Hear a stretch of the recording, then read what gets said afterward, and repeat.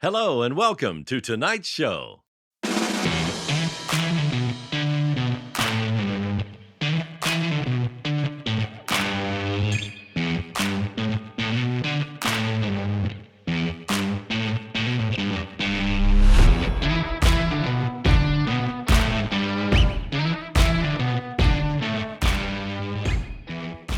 And hello and welcome to episode 198 of On The Bench, the podcast for scale modelers by scale modelers, all about scale models. And this show is brought to you through our wonderful Patreon supporters. You too can help support the show. Simply go to www.patreon.com/onthebench and pledge any amount from as little as $1 per month. Your contributions help with our hosting and production costs and are greatly appreciated by the guys. Don't forget, every paid Patreon supporter gets an OTB sticker. So what are you waiting for? Go and support us right now.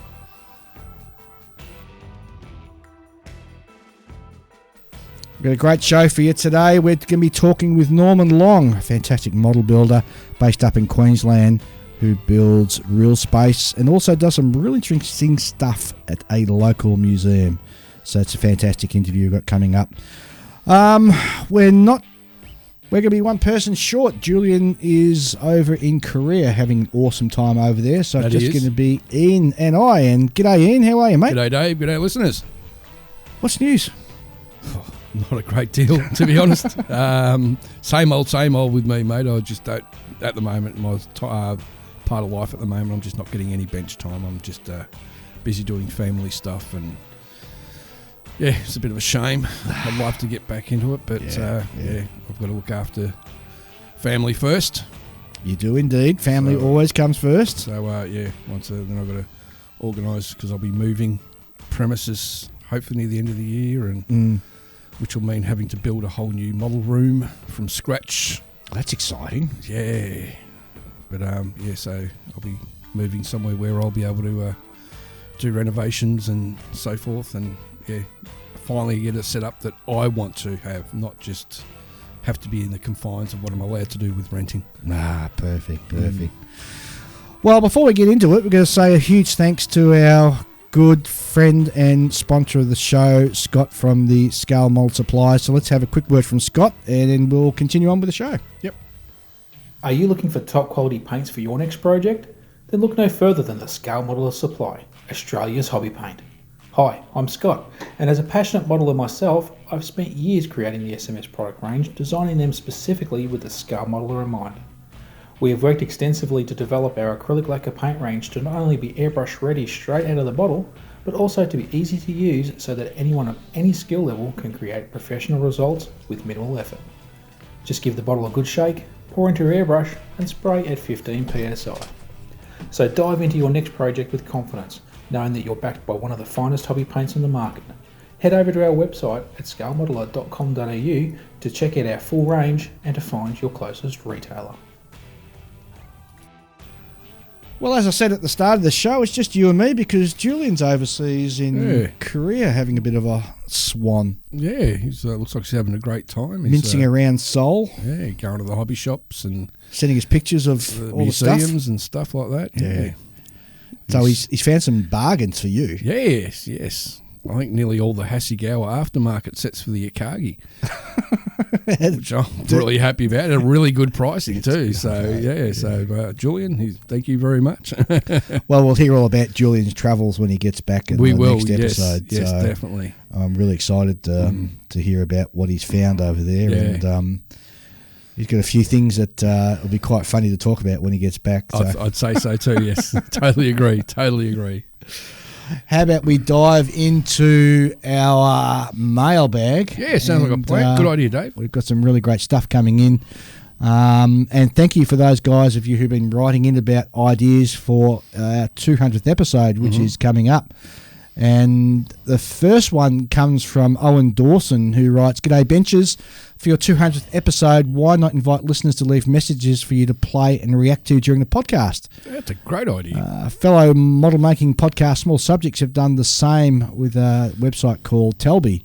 All you need to do is leave a link in the show notes, and during episode 199, invite listeners to leave their messages. I'm sure plenty of listeners would like to send you congratulations and maybe even record a question for you to answer. I'm sure I'm not the only listener who considers the three of you to be mates, but this is a one-way relationship, so I think the three of you deserve the chance to hear from us for a change.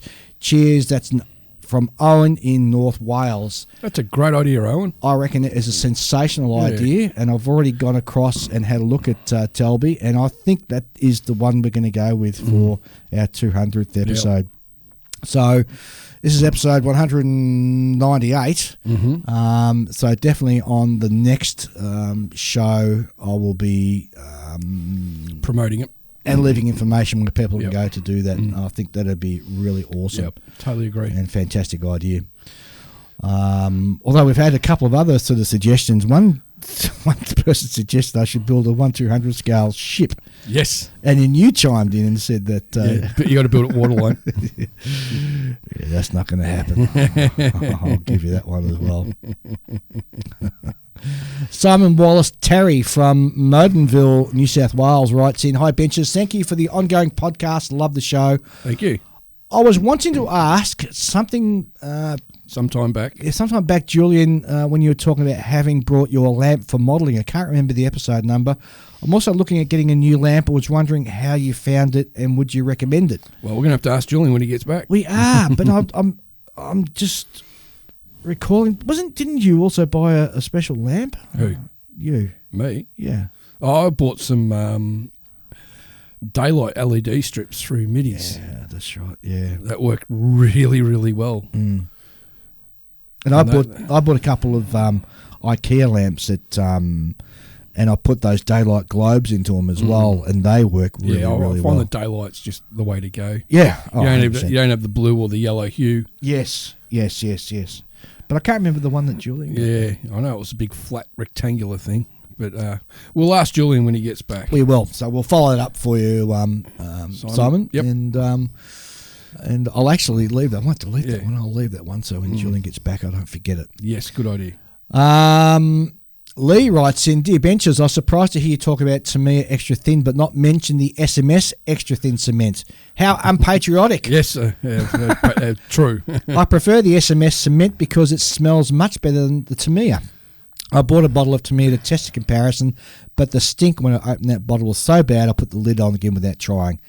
The only glue that I use for things like canopies is GS Hypo Cement. It dries clear and strong with no fogging.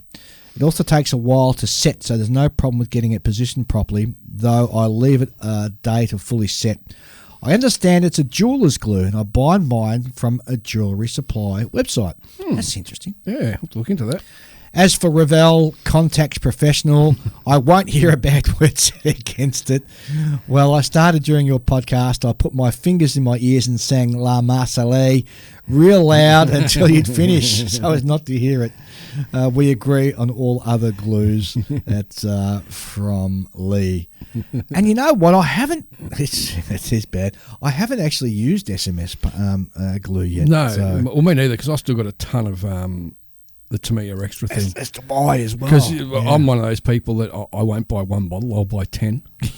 Because of fear of not being able to find another bottle. There's nothing worse than getting near, all of a sudden you're running out of glue or thinners and that, and then you've got to go for a special run. This way, once I run out, I know I've got another one. Yeah, I hate that. So,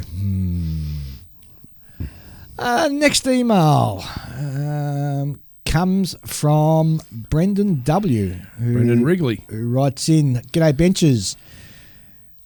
Number one, I can confirm that BSI Gold doesn't fog clear parts. Good. Number two, if you can get into fogged clear parts, baby oil gets rid of the fog." That's interesting. Oh, that's a good idea, yeah. Wow. "The aftermarket applicator tips Ian mentioned are a game changer. Yes. Cheap and in bulk on AliExpress." Now, these are the applicator tips for super glue, aren't they? Yeah. They're like really long, flexible tubes. And you just sort of put them on the end of the... you just sleeve them on over the top of the end of your glue, and they work a treat. And throw them away afterwards, or do you can reuse them? Mate, I find it's that thin, right, that I just put it on there and I don't even bother putting the cap on. Wow. I just leave it on there. Okay. And I find my glue doesn't evaporate. And, yeah, it works a treat. And if it does get blocked up, you just get a pair of scissors and just snip it back a little bit. Another tip for you guys, the bottom of your spray paint is a perfect dish for applying super glue, if that makes sense. No, I don't quite understand what he's talking about there. Spray paint cans. Ah, right. Yeah, okay. Yep. All right, that makes sense. Next tip, don't use a modelling knife to help unglue your fingers.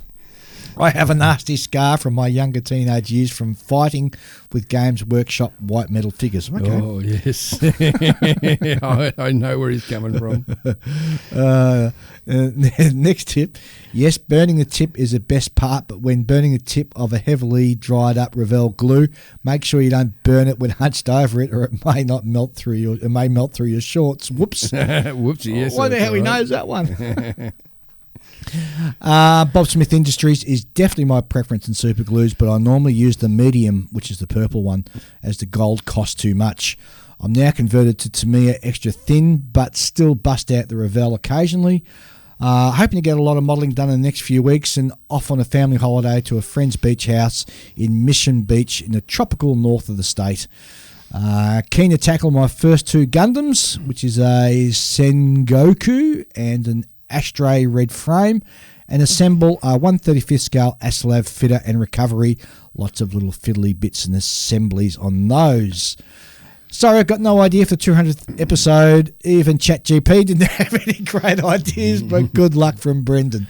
Thanks, Brendan. Some good tips in there he's writing. Yeah, very good tips, yes. Oh, very good. Luke Van Neck writes in, gents, great to meet you at QMHE, and thank you so much for taking the time and making a trip up to the greatest state in Australia. That was great to meet you too, Luke. That's a big call saying Queensland's the best state in Australia, isn't it? For the 200th episode, 200 of the best top tips from listeners and fellow podcasters. Oh, gee, that's a good idea too. Short and sweet ones like Tamiya extra thin brush, one, or always use a new blade to cut Tamiya tape.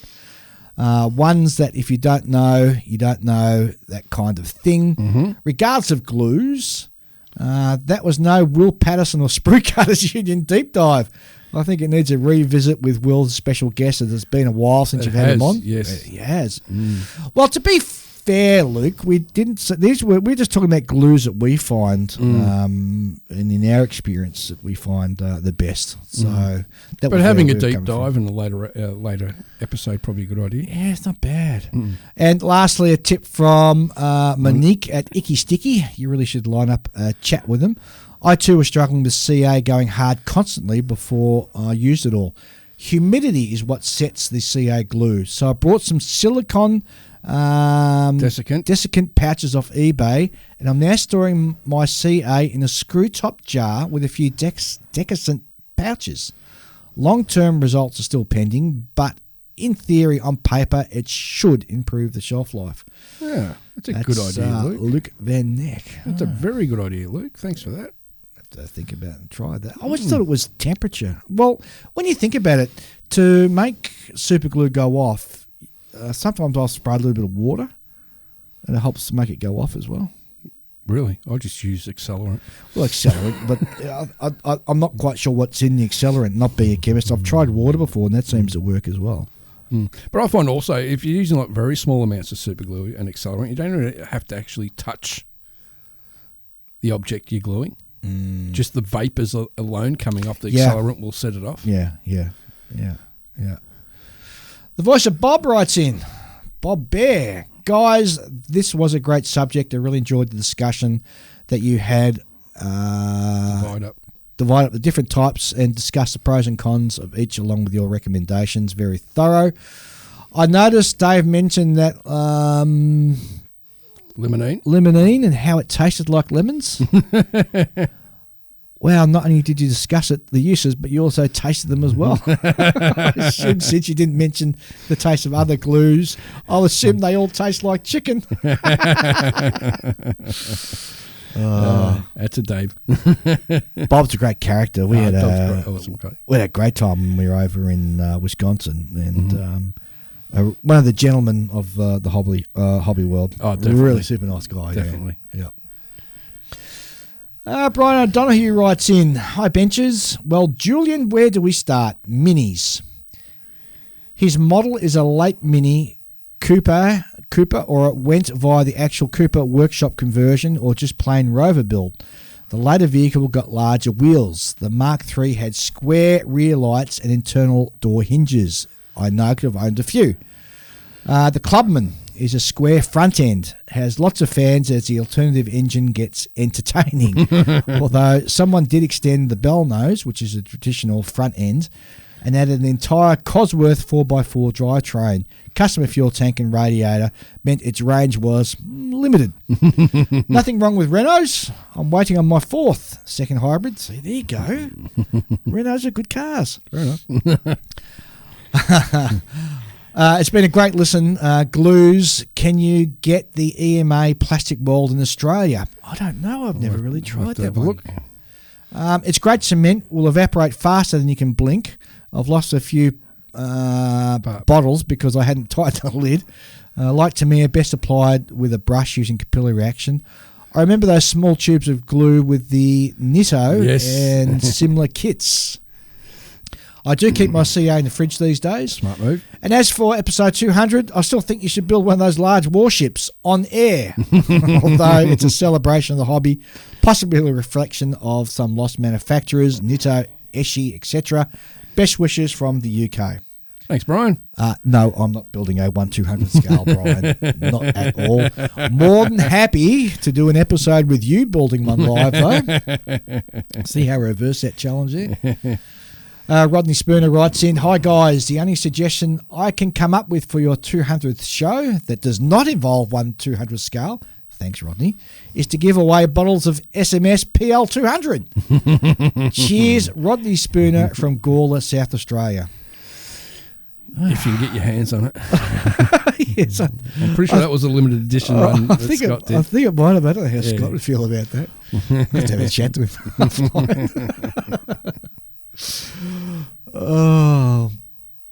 Good friend Dave Waples writes in, "Greetings, good discussion on adhesives. However, some comments. PVA, like you guys, I like Gator's grip. I have both the thick and thin formulas. I especially like them for photo etch as it gives me time to move things around. Also, if some squeezes out where it doesn't belong, you can wipe it up easily with a brush and water. Not sure what Julian has used, but I don't find it soft or something you can roll up like rubber cement. Is he using school glue? He's probably using clag." Clag is what we used to have here. Yeah, clag. I don't find that a porous surface works best with PVA. It works well on smoother surfaces as well. I've found that as well. It adheres a lot better on the smooth surface. Well, I find in a porous surface, you put the glue in and it just sucks it straight down. Yeah, it's sort of counterintuitive because you'd think that on a porous surface it would give something to bite on, whereas on a smooth surface it doesn't. But I've found that as well. Yep. Dave continues on, "I've been playing with a product from Ammo by MIG called Ultra Glue. It's a little thicker than most PVAs, but also stronger. I used it to glue down some railings. Was amazed how well it secured them to the model. UV glue, this one gets overlooked. I use this primarily for rigging. I find it stronger than CA glues. You also don't need a lot of it. A tiny amount applied where you want it to stick and to the line you're attaching, followed by quick exposure to a UV flashlight, and you have a solid connection. You're correct. No need for trimming off tag ends either. I use it to make butt joints all the time, and I use it for making lenses as well. The only thing you have to remember about UV glue is that for it to work, it has to be exposed to UV light. Otherwise, it stays liquid for an incredibly long time. That's another good thing about it. You can put a drop down to work with and leave it there for days, and it won't dry up or solidify as long as you don't expose it to UV light. Something to be aware of is it has a shelf life, so don't get huge quantities of stuff. Take care and thanks for the excellent discussion. That's from our good mate Dave Waples. Some very good points in there, Dave. Now, I've got to try UV glue. I think it's an area that I've been missing out I on. went as far as bought a UV flashlight, but that's as far as I've gotten, to be honest. It's interesting you should say that, because I think it might have been a YouTuber who I was watching, and they were talking about UV glue as well. And with your flashlight, your UV flashlight, you got to get a strong one so it goes, really quick. Snap, bang, done. Because some of the UV flashlights you get aren't necessarily true UV flashlights, and you'll take a lot longer to sort of kick it off. But yeah, a great idea, Dave, and thanks for writing in on that. And it's certainly something that I've got to get onto and try. Yeah, really cool. Ryan Hothersall from South Australia wrote in and sent us a whole heap of pictures from this year's expo in Adelaide, which unfortunately we couldn't make it to. We've got to get there next year, Dave. We do, and it's only an 8-hour drive, so it's not like it's a long way away. But geez, we've done a lot of travelling this year with other shows. We've done a lot of travelling around the country. So, and we've got a lot of travelling to do next year as well. Yep.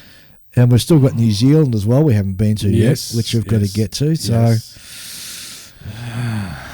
I know. Where to find the time? Ryan, trust me, Adelaide is on our radar, and we will. Yeah, we're looking at the quality of work that's at the show too. And the amount of kits they had on the tables. It's definitely one we got to get to. Yeah, it did look, and you're right. The quality of kits that I saw in the photos was exceptional. Yeah, and we'll get there, Ryan. We will. Mark my word. And a bit about driving across, we can take all that gear with us as well. Yeah, so, that's right. Yeah. Well, when we're writing the books for next year. Yep. All right, that's it for our mail. Of course, if you want to write into us and send us an email, email address is onthebench64@gmail.com. Send us through your thoughts, comments, or suggestions. I'm more than happy to read them out on the show.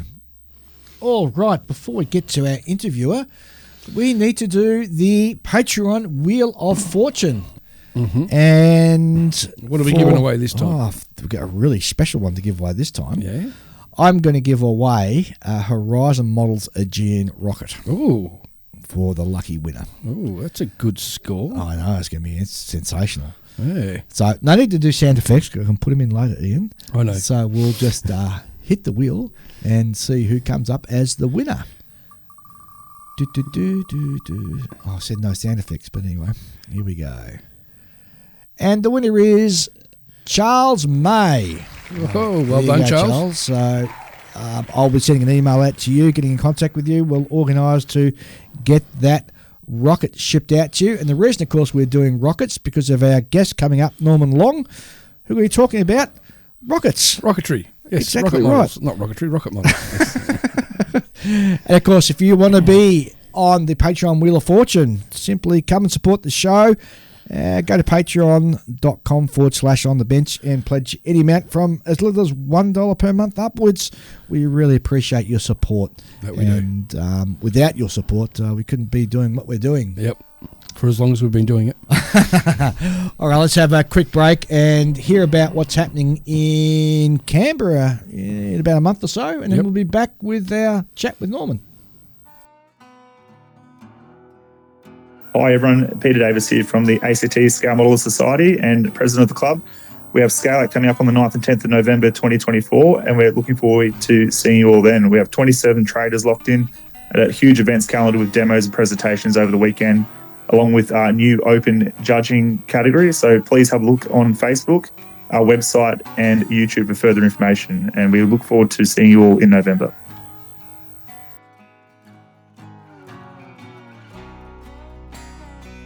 And now it gives me great pleasure to welcome to the show Norman Long. G'day, Norman. How are you? I'm very well, thanks, guys. That's good. Norm, whereabouts do you hail from? Where do I come from? I come from Melbourne. Oh, you're an old Melbourne boy. Oh, there you go. Yes, Melbourne boy. Grew up in Frankston and Dandenong. Oh, not far from us then. Nah, not at all. Jeez. A small world, isn't it? Yep. So currently you're up in Queensland, living up in the sunny subtropics? In the tropics, yes. I'm in the Burdekin area, which is the most profitable and largest sugarcane growing area in Australia, and probably the second largest in the world. Oh, wow. Yeah. It's fantastic. So you're maybe a good a few years up on me. You've been modelling for quite a while. Where did you first start with your modelling career? Or hobby, I should say. Well, yeah, okay. I'm 72 years old, so I started probably around the age of 8 or 9. Wow. And I spent a lot of time growing up with my grandparents because my mother was quite ill, and they're responsible actually for getting me into modelling. My grandmother used to go to a shop in Frankston called Woolen Toys, and it was she used to get her knitting supplies there, and there were model kits there. And one day we picked up an Airfix bag kit, and I started doing models from there, mainly due to family members being veterans from First and Second World War, and they encouraged me and told me lots of stories about the ships or aeroplanes or whatever. And that encouraged me, and I started there. Probably first kit was probably something like a Frog Beaufort. I can remember my uncle helping me with that on the kitchen table and getting quite frustrated with it and giving up. And Yes, back I when we think did anybody would get frustrated by a Frog Beaufort now. especially being at that age where we had no patience. No, that's right. And he gave up on it, but I sort of grabbed it out of the cupboard and kept going from there. Now, one thing that I do remember vividly is when I was going into that shop in Frankston, in the glass cab, most of the Airfix kits were on in header bags on rotating sort of display things, and you could just go through them and I remember whatever those. kit you wanted. But I do remember in glass cabinets there were kits by Revell, Monogram and Hawke and companies like that of spacecraft, the early spacecraft, and also rocketry, all sorts of rockets. Very expensive though, because I guess at the time they were new and they were being imported into Australia and they were quite expensive, so I never got to buy them. And as I moved through modelling life, and I've never stopped since that age, so as I moved through life and in later years, these things were available at swap meets, and I just started collecting them and started building them. So yeah, that's how that started. But I suppose I've got probably, 1 year's experience about 60 odd times. I haven't improved a hell of a lot, but I really enjoy it. I think it's an amazing hobby and wonderful. And now with the digital age, I'm able to look up so much stuff. I'm able to follow all the launches of all the latest rockets on YouTube, whereas back in the day all we had was a radio and we listened to John Glenn's first orbital flight after Alan Shepard's suborbital.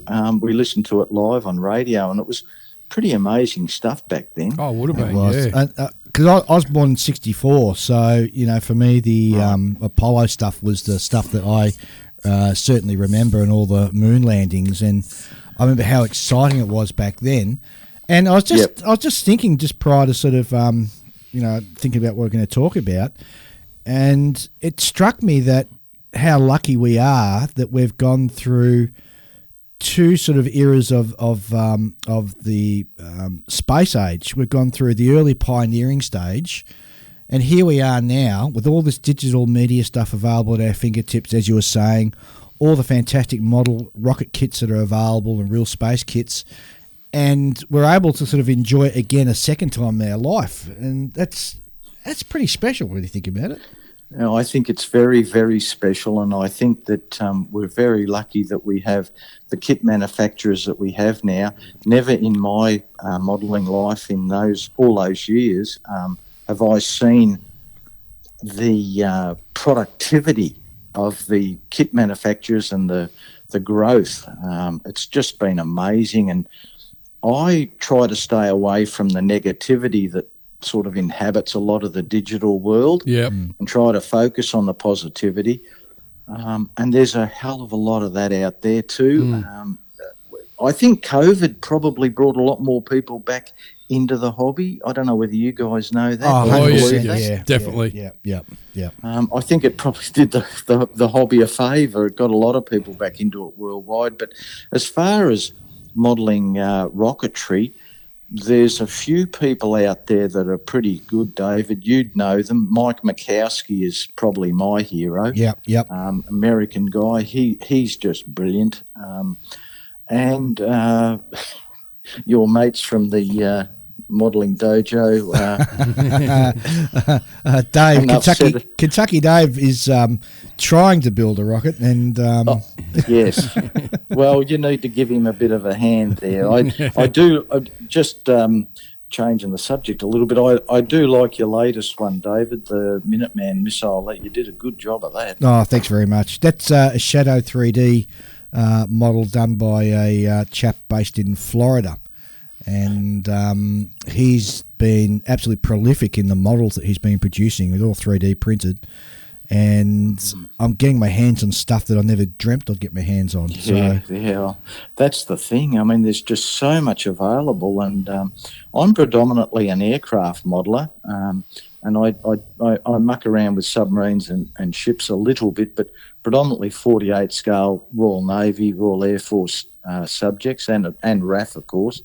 But I've probably, since I got back into modelling rockets, I've probably got 60 or 70 completed subjects now, whereas I've probably got, I don't know, 200 or 300 completed 48 scale aircraft. But that's impressive. A fantastic rocket farm. I mean, I think I've only got about 12 that are completed so far. Yeah, well, you're doing very well, considering how long you've been doing it, David. I mean, and not many people do it. You do see the occasional Horizon kits, their Mercuries and Atlas on the model show stands, and that's great for them, and it's great to have that company doing what they're doing. But as you said, that Shadow bloke doing those amazing subjects that he's doing, it's quite tempting to buy the whole bloody lot of them. Well, I'm trying very hard to do that. I'll give you that tip right now.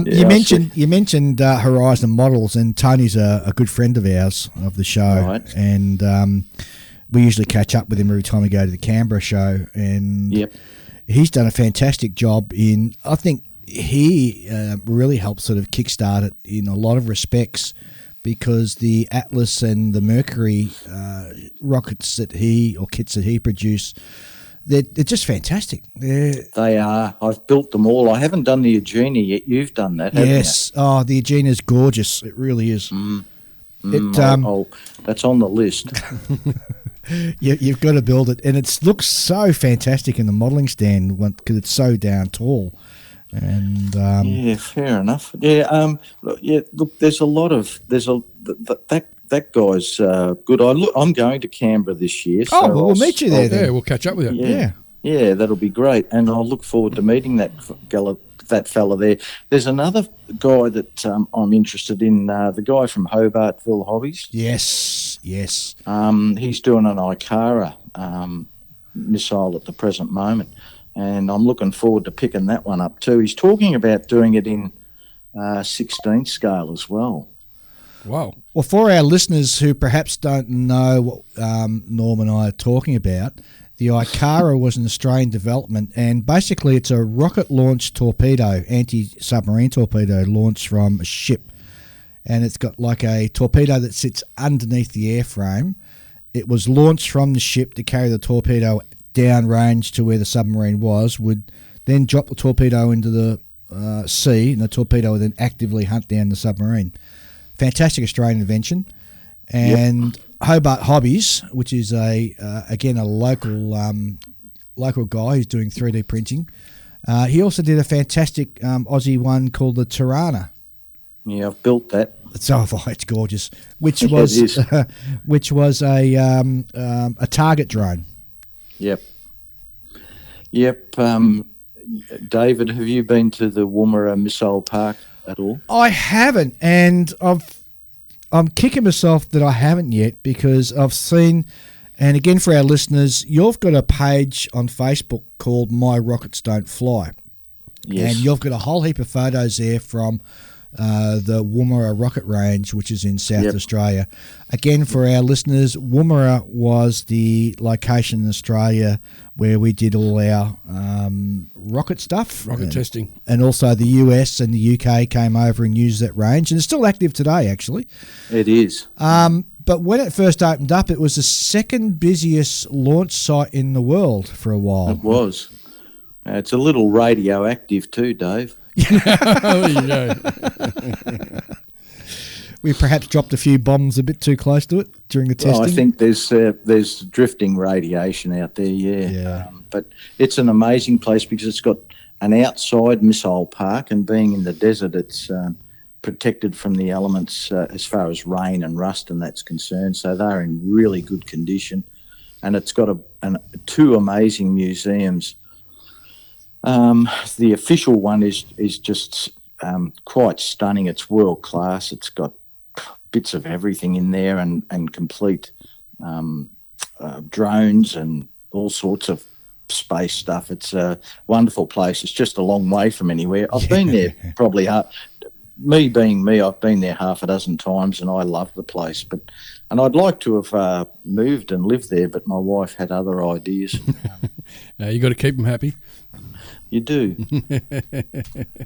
Well, when I was over in the US recently, Kentucky Dave and I did a bit of travelling around, and we were kicking around with the idea of going to Huntsville, Alabama, and checking out that museum out there, but time got away from us. So next time I get out to the US, that's definitely where I'm going.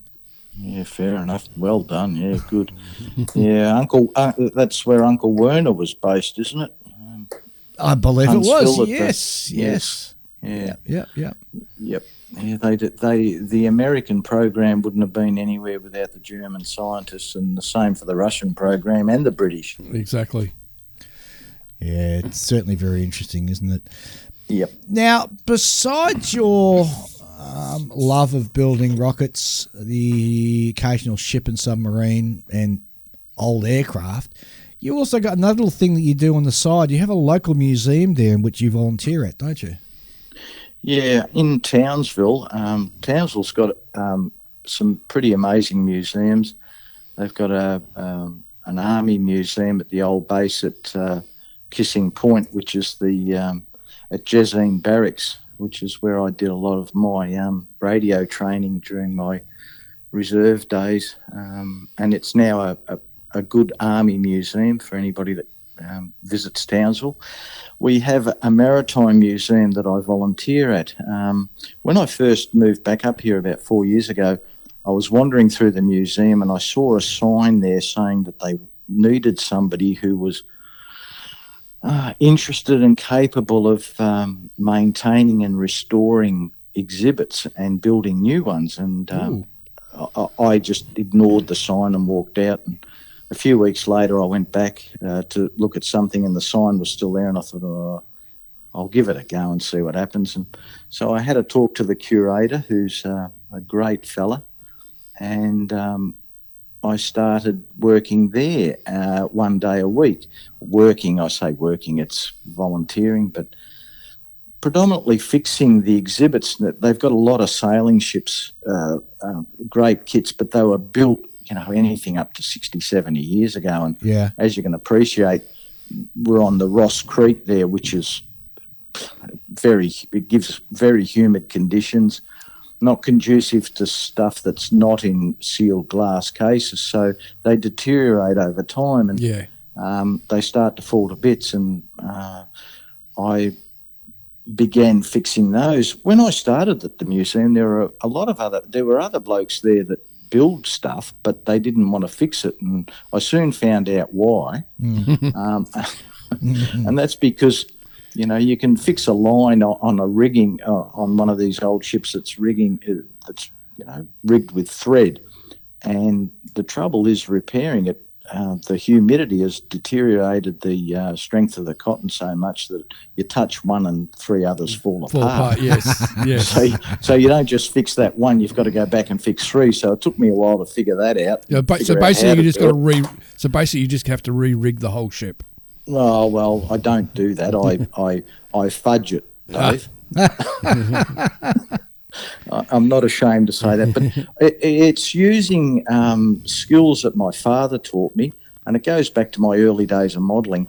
The exhibits are made out of things like balsa wood, cardboard, a lot of cardboard, tin, hardwood, Meranti, which is an Indonesian timber, but it's easy for ship modellers to use in wood, but it deteriorates in humidity.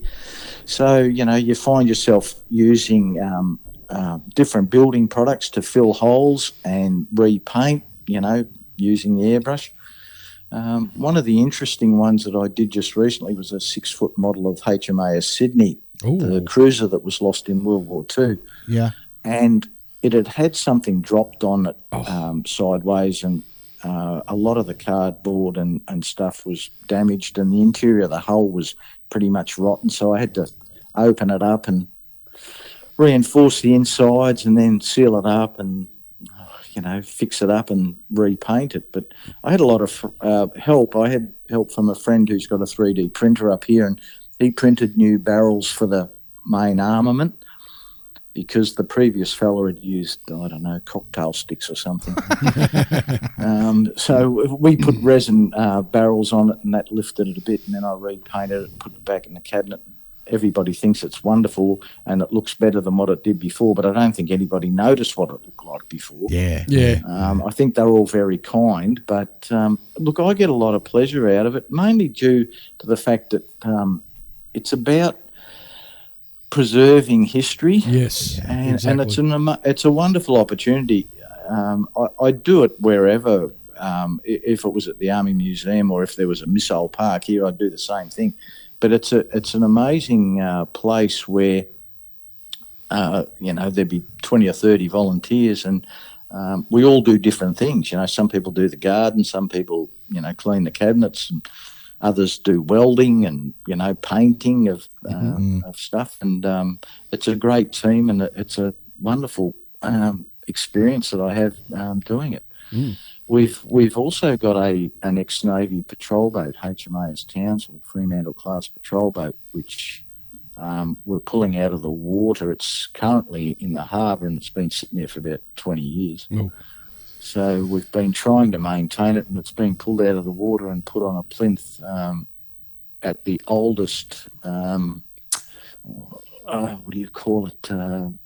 slipway in Townsville, and it's going to be put there. It's near the museum, so it'll be put there for display, and that's costing a lot of money to do that. Oh, yeah. We've been lucky to have the big marine companies volunteer their services and do that for us. So yeah, it's an amazing experience that I have there. I do enjoy it. It's different to doing plastic models, but it's amazing how the transference of skills works.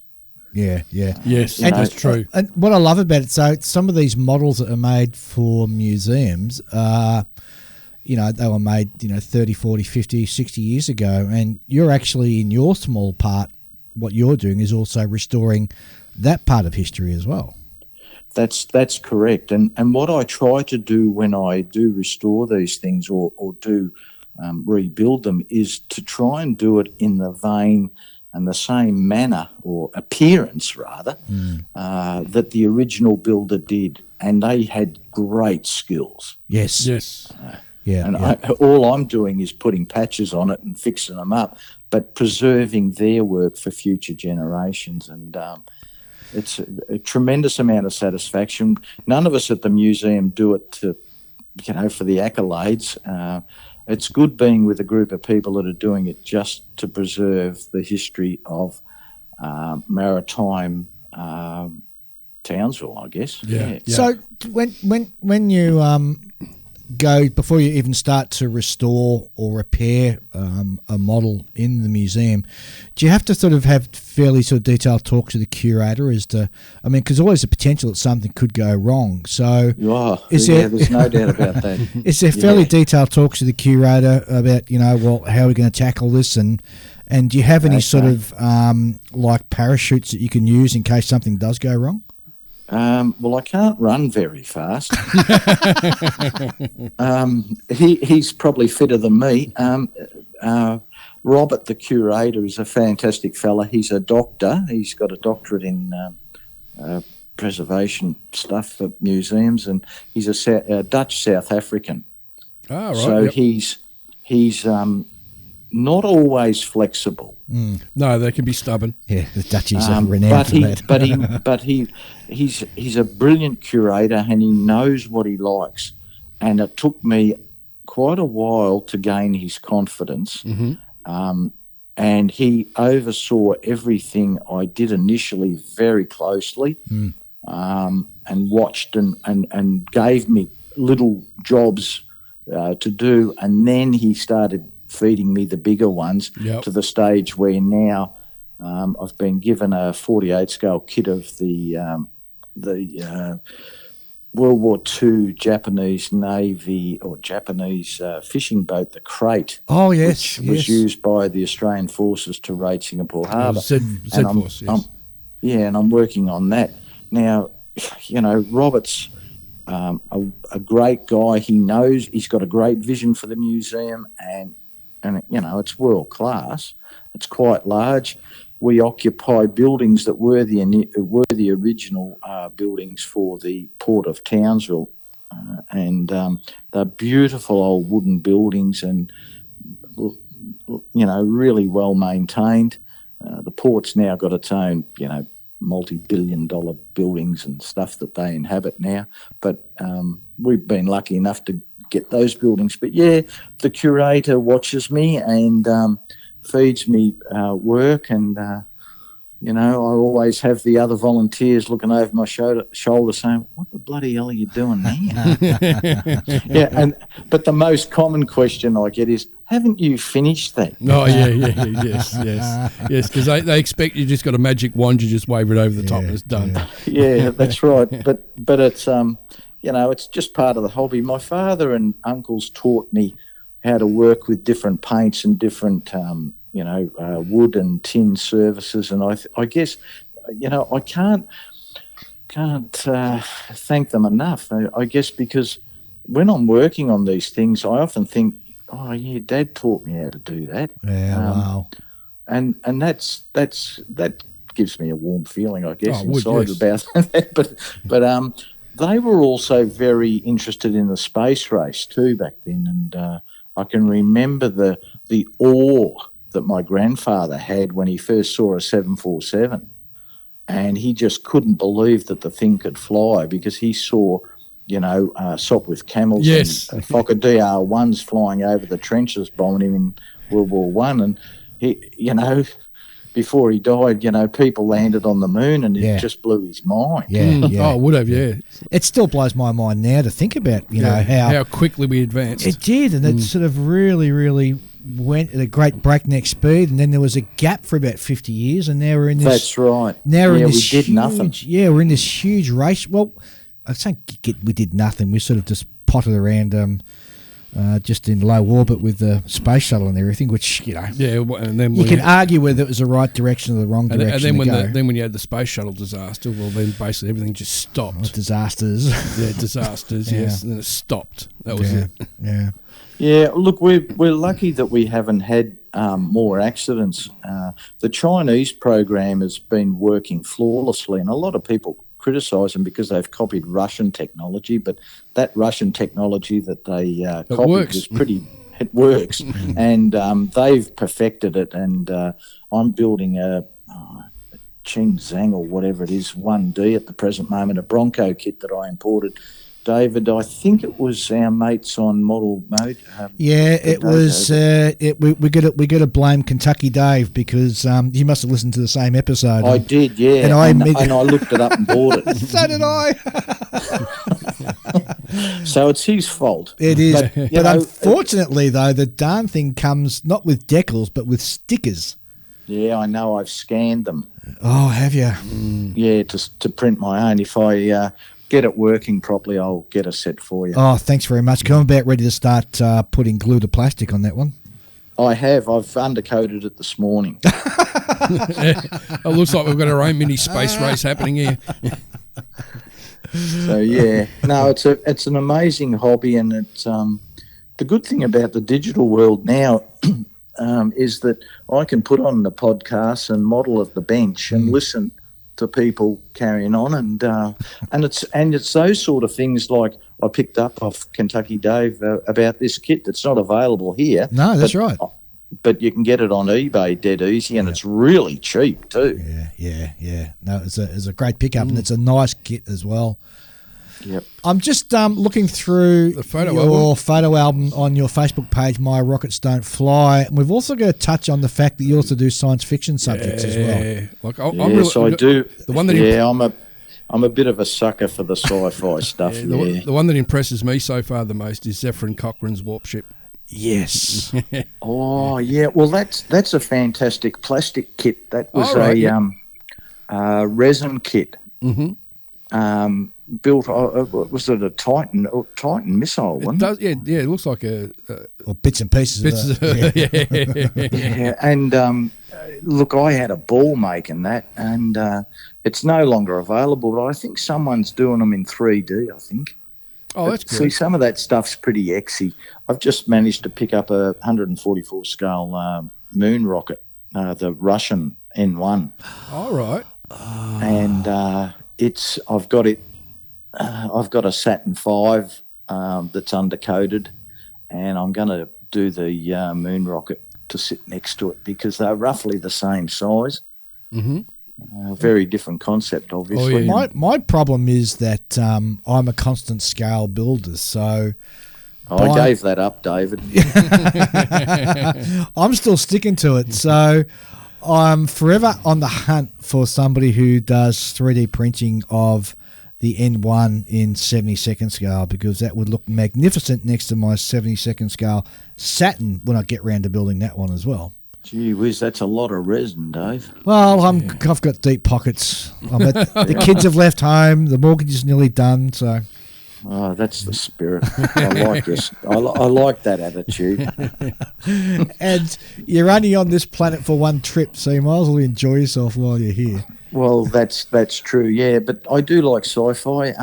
What we're lucky is that we've got Bandai doing all the Star Wars stuff, and then we've got Atlantis, excuse me, and Round 2 doing, an AMT doing all the Star Trek stuff. You just can't. It's hard to know. It's like being a kid in a lolly shop. Oh, it is. Oh, no, yeah. And I still love my aircraft, and you've got Airfix doing 48 scale Ansons, and it's just it's hard to know where to. Beauforts. Well, this is the problem, isn't it? Because I'm slowly building a collection up of every armoured vehicle that the Australian Army ever operated, because I'm also an ex-grunt from the Choco as well, back from the 80s. Right. And there's so many distracting things that keep popping up that I want to build for real space and other things that I can't even see myself getting to finishing the all these Aussie tanks that I've and armoured cars that I've got. Don't worry about it, David. Just buy the kit and put it in the stash. That's it. If you don't get to building it, you get to look at it. That's true. That's true. And that's totally good agree. enough for me. That's good enough. Oh gosh, your photo essays that you've got, and I'll call them photo essays because they're absolutely brilliant. Under your page, My Rockets Don't Fly, are fantastic reference points, particularly the ones you've got where you've gone around Woomera and posted photos there, because the place is so darn far away. Most people won't get a chance to go there. It was interesting. You and I talked recently on one of your Facebook page. You came across an old radar thing that had just been dumped. Yeah. I wanted to go and hire a trailer and bring it home. Now, it looks like an old search radar, perhaps? Or... Yeah, I think it was a tracking radar Yeah. that they probably used out on the range that broke and wasn't worth repairing.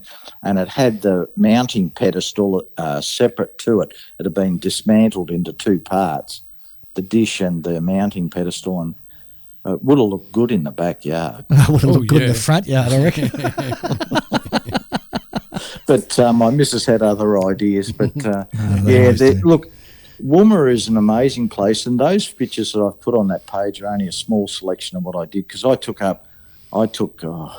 hundreds of images of detail pictures of all the bits and pieces that are there, because there's some amazing stuff that you just don't see anywhere else. I've been to Europe and America, and a lot of those things just aren't available anymore because they just don't exist. So it's a great place. I can recommend it, David. You should go there. Well, it's a 14-hour drive, 14 and a half hours. Yeah, I've but checked. There's accommodation. There's accommodation there. They've restored the old RAF and tech accommodation there into motel type units, and they've got a cafe type mess thing there that you can eat in at night, and it's a great bistro, because on the wall there's this giant image of a Jindavik. Oh, missile. all right. Yeah. So it felt pretty good sitting in there having a steak and fries, I tell you. Looking at this Jindavik, looking out the window at all the stuff, all the missiles sitting around the place. It was kind of heaven. But you can say the same thing about the RAF Museum in Melbourne. It's all about inspiration and correct. getting close to the subject and enjoying it. And that's what we're doing. We're sort of building history. And I've just finished the Snark missile, the 48 scale kit, Lindbergh kit, and I think it goes back to early 60s. And that was a bit of a challenge, because when you open the box, you're presented with some pretty ancient plastic with rivets. Lots of but flash. the subject is there if you persist. And I don't do the same quality of finishes like who can I name? One of Australia's best modelers, Sam Dwyer. Yeah. I look at his stuff and I think, my God, Sammy, how do you do that? I don't finish my stuff to that standard, because if I did, I'd be there for years doing just one subject. But he seems to knock them out in no time flat, like he did the Phantom and the F-35, But, we're lucky in Australia that we've had people that have promoted the hobby. Guys like Brett Green, on hyperscale. But one of the ones that really did it for me was probably Frank Morgan. Frank. Who was pretty active in the modelling scene in Melbourne, still is, but he ran Plastic Model magazine and then bought it and ran it, and I don't think anybody else in Australia has done what Frank's done. But now you guys have moved into the podcast digital age, and when I first was told about you guys, I thought, well, who wants to listen to a bloody podcast about modelling? And I want to watch it on YouTube. Yes. But then I started listening, and I thought, no, this is all right. I can model and listen at the same time. And then I found the dojo and a couple of others. There are quite a few, like anything else digital these days on Facebook, and that there's a lot of detractors and negative people out there, and people out there just to make money out of it. But I tend to try and stay away from those and try to stay to the positive, and model that way. Well, that's what we've always been about, trying to be as positive as we can, and and we try to keep our biases out of what we when we're talking to people, because you have these inherent biases. I mean, I'm not a huge fan of building car models, but geez, I appreciate sitting and looking at them at model shows and stuff like that. Yeah, likewise. It's a different genre. Yeah, and it's a challenging one, and it's not as easy to produce something no that good. But I know you've got mates that do them, and So yeah, And yeah, just going back to your understand. snark, you did a fantastic job on that. Oh, For it looks amazing. Such an old kit. Yeah, it is. I just sanded. I just glued it together, sanded the hell out of it, took all the rivets off it, and put some basic scribing on it, and then started to paint it. One thing I did find, and I forget where it was. I think it might have been on one of the YouTube sites, painting yellow. I've had a lot of yellow's a horrible colour to paint. Yeah, so I found this guy, and he paints. He'll undercoat the subject. Say the stand that the snark sits on is a pretty intricate sort of a stand, launching rail. I undercoated that in light grey, which is your Tamiya rattle can undercoat. Then I painted it pink, and I used I think Mr.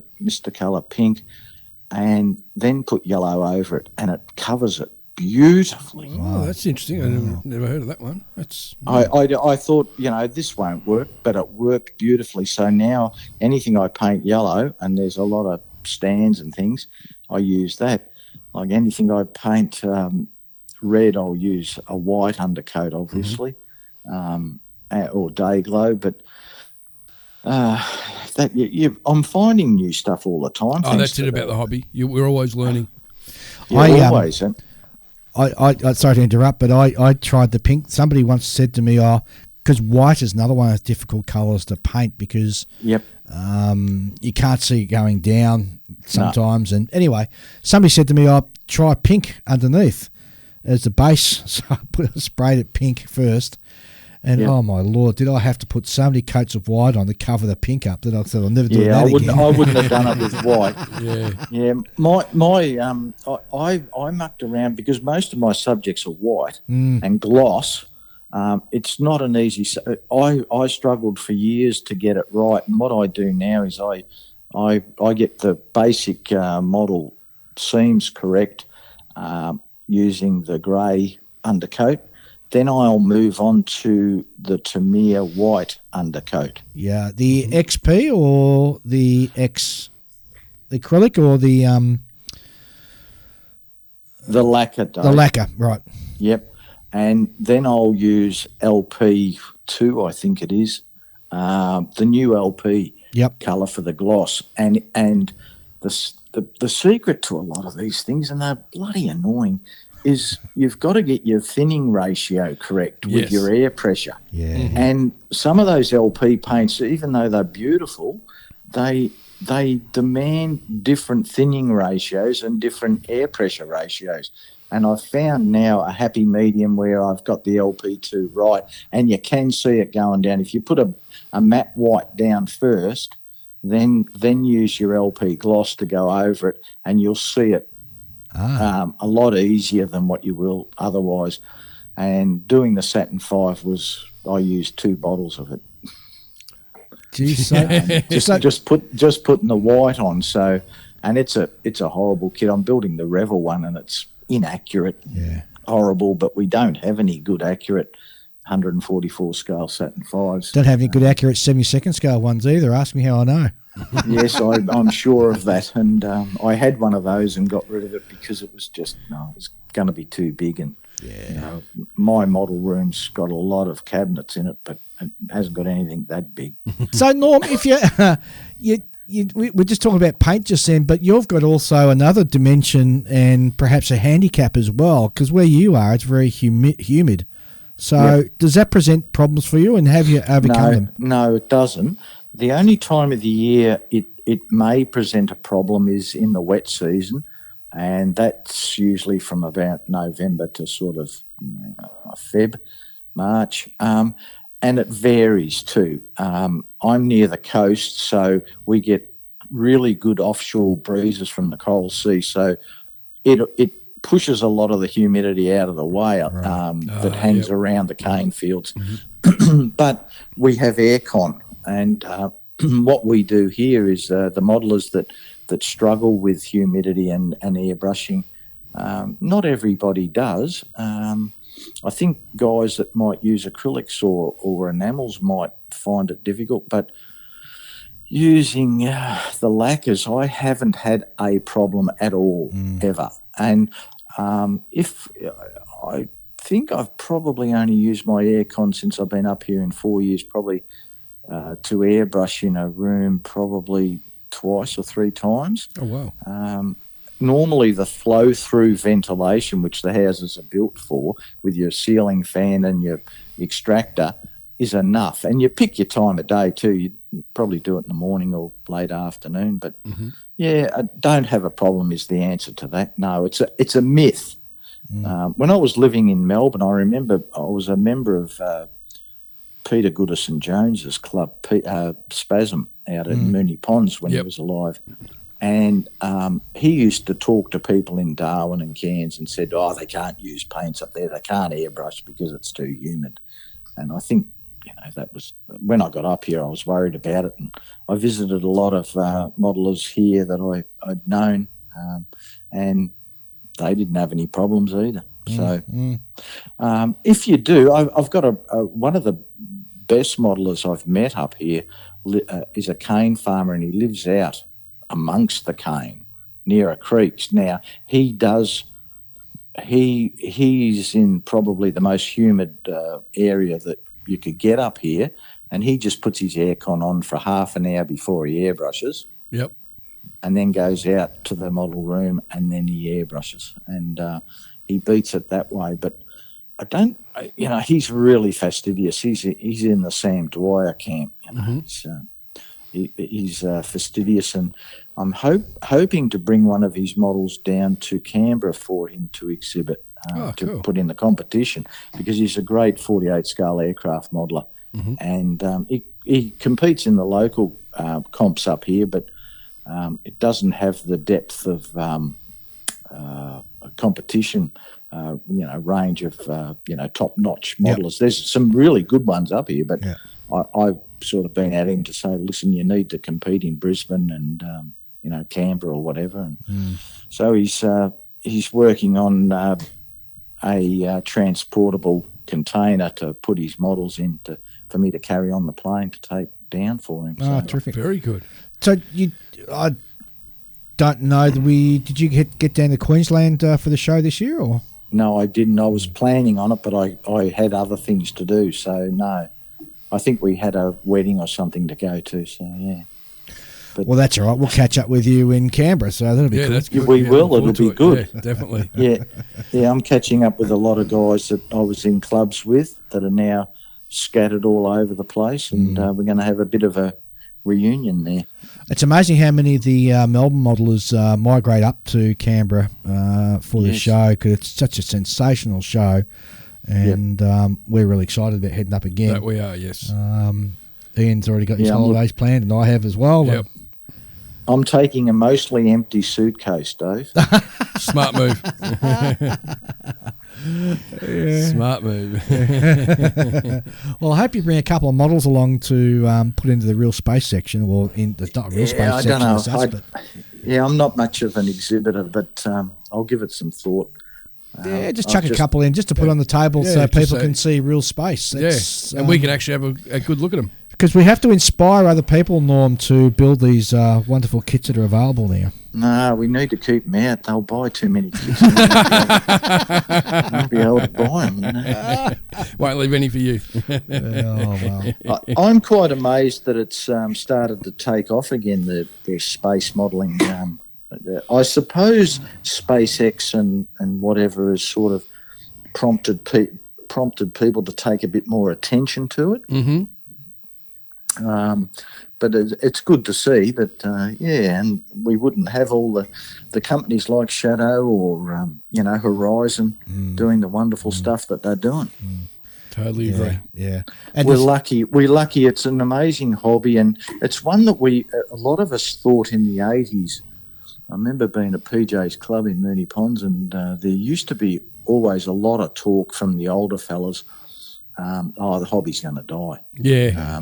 When we're gone, it'll be gone, because the kids are playing PlayStations and, doing other things, and, they're not going to be interested in modelling. But gee whiz, from the model shows I've been to up here and elsewhere in Australia, there's plenty of kids involved and plenty of young people involved too. Well, Queensland was a huge eye-opener for Ian and I. We couldn't believe how many young kids, and not only kids but families, were coming through the door. And you see all these kids walking out with model kits under their arms with their mum and dad. It was I've never seen it in any other show that I've been to, not only in Australia but also overseas. The young people there were it was really heartening to see. Yep. Yeah, and it is good to see, isn't it? And I think that the basic things that we enjoy about creating something in miniature is alive and well in the young people, and a good example of that is things like Lego. Yeah, 100%. Yeah, I mean, I remember when I was a young bloke, my brother got a Lego set for Christmas, and I thought it was a bit boring because it was just square bricks and stuff. Mm-hmm. It didn't take the place of my Airfix kits, but he still persisted with it. And look at the kits you can get now. One of my grandsons has built the Lego Saturn V, and it's just an amazing thing. Yeah. So that's fostered his interest in spacecraft. So that's all well and good, but it's still not plastic modelling to me. Some of the shows have got Lego sections, but it's still not really true plastic modelling to me. But to each his own. Mm-hmm. I think anything that you have to sit down to the bench and build, regardless of the medium, is an excellent thing to in itself, and it should be celebrated 100%. No, that's a good point. Yep. Good point. Yep. But yeah, I like plastic models as well. Or resin. Resin, yes. Well, that's plastic, isn't it? Come on. Norm, it's been fantastic having you on the show, and we're... Thank you, David. I was hoping for a call from NASA. To go on a flight being so dedicated to rocketry, but instead I got a call from you, and that's almost as good. Good to hear. Of course, if people want to have a look at the stuff you build, as I mentioned, you do have a Facebook page, and that is... It's in its infancy. I've only just sort of refurbished the Facebook page for my modelling, so I've only been doing it a few weeks, but it'll build up, and Okay. And the page is called My Rockets Don't Fly. Yes. Some amazing work on there. And you've got two likes and 16 followers. So let's see if we can double this after this episode. Yeah, I reckon we'll more than double it after this episode. Yeah. Thanks, David. Look forward to seeing you in Canberra, mate. Yep. And thanks very much for being on the show. Yeah, thanks, guys. No worries. Catch you. Bye. Okay, bye.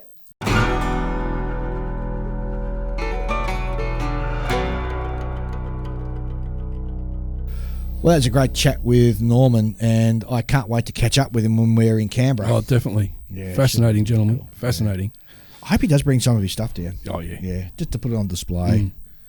Yeah, just to look at it in the flesh. Real space rocks, man. Totally. It really does. Yes, very true. All right. Any final things? You got something there? I've been looking on their On Your Bench Facebook page, and there's some really nice builds on there. Yeah. One that I absolutely adored was from, I hope I don't butcher your name, sorry, was Vil Juravan. He did a 1970 Plymouth Cuda with the flower top mod top. I saw that. That just looks amazing. Yeah. Absolutely amazing. It's just the quality of work that people are posting is just amazing. Like Black Hat Scale Models has done a great little mini 48 scale diorama, The Road to Cain, with a couple of Cromwells, I think. Yeah, a couple of Tamiya Cromwells. Yeah. And of course, don't forget to go and have a look at Stuart's YouTube channel, Black Hat Models. Yes. We recommend it, and he's a good friend of the show. And Matt Payne, I really want to see the end finish of your Cthulhu bust. I thought that might catch your interest. That was pretty cool. That's cool. So it's Mark Ewing's done a really nice Martyr 1. Yeah. That's worth looking at, little mini diorama. Done a great job on that. It's just the amount of work, the quality of work is just amazing. So, so people who haven't looked at it, just jump online, jump on Facebook, go to On Your Bench and have a good bit of a look-see at the work that some of our listeners are doing. There you go. All right. I think we'll bring this home. All right. Any final thoughts? No, I'm just just keep modelling, keep spending money on your hobby. I may not be building at the moment, but it's not stop me from buying stuff as I need it, or as I see. I'm like a bowerbird. Ooh, look at that, shiny and new. Ooh, that looks interesting. I might buy that. I forgot to mention, I finished off my model room. Yes, I saw. Yeah, your new cabinets look great. Yeah. So that's all done and dusted now, and I don't think I've got anything else to do in there now. That's amazing. That's good. All set now. I posted pictures on our Facebook page. Yep, on the bench. On your bench. On the bench. On the bench, yes. I get confused between the two sometimes. Terrible. So again, just to clear up that confusion, we have two Facebook pages. We have On the Bench, which is the landing page for the podcast, and we have another one for our listeners, which is called On Your Bench. Yes. And of course, you can go there and post all of your fantastic stuff that you guys are building, and post comments and have chats amongst yourselves. So, true. Really cool. Yeah, it's a good community. All right, so we'll be back in a fortnight. Julian will be back with us by then. Yeah, it's with his trips of telling his tales of his trip to. Provided he hasn't got Korea. locked up or anything, something like that. As long as he stays away from the DMZ, he should be all right. Yeah, it's going to be interesting to find out what he's been up to. Yes, very true. All right, thanks everybody, and we'll be back in a fortnight. Bye. Thanks for listening, and don't forget there's a whole host of other fantastic model podcasts for your listening pleasure. Go to modelpodcast.com, where we have a listing of all of the podcasts that are available for your listening pleasure. And of course, also don't forget to go and check out our good mate Stuart at Black Hat Scale Models YouTube channel. Fantastic builds there. If you're into armour, it'll be right up your alley. We'll be back in a fortnight. I'll see you then.